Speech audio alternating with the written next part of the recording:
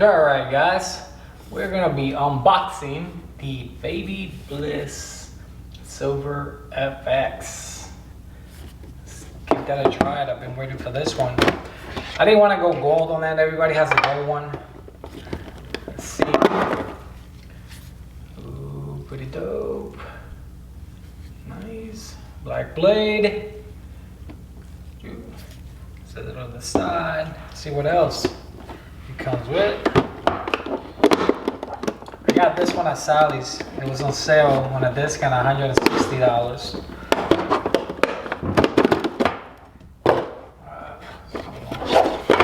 It looks like a little box. You got your normal instructions, and I guess it comes with a 2-year warranty from factory. So make sure you fill that up and send it in. Let's see what we got here. Oh, it looks like we got the tools to set the blade, and some oil and a protecting guard. And it looks like yeah, like another fillet head driver there. Ooh, we got the Babyliss BaByliss sticker, and of course we have this charger. So I would recommend fully charging these machines. I'm not even gonna, well, why not? Let's take the tape. I wanna make sure that they actually turn on. They do turn on. So I'm gonna charge them first, and then I wanna get back to you on doing a shape up and see how they're actually doing, and we'll go from there.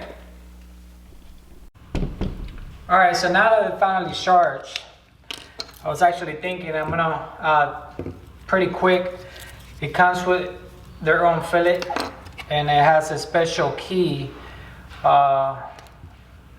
that you guys need to keep safe and do not lose this, because this is used to, right here on the sides, to adjust the blade so you could zero gap it.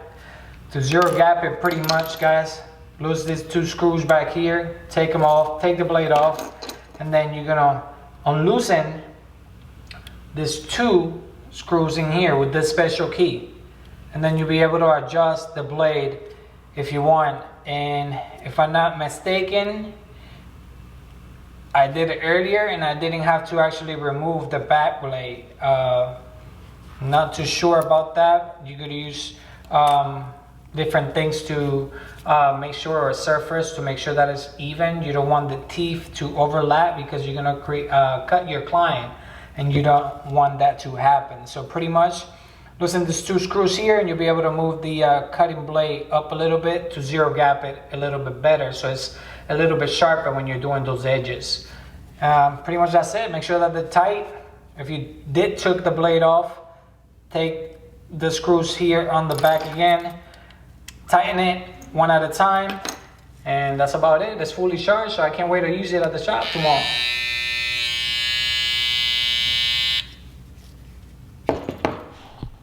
After you set the blade, it's a good idea to test it in yourself, in your own skin. Make sure that it's not too sharp on your client and you don't end up cutting your client. Please subscribe to my channel, guys. It would mean a lot to me, and I will see you guys around. Thanks.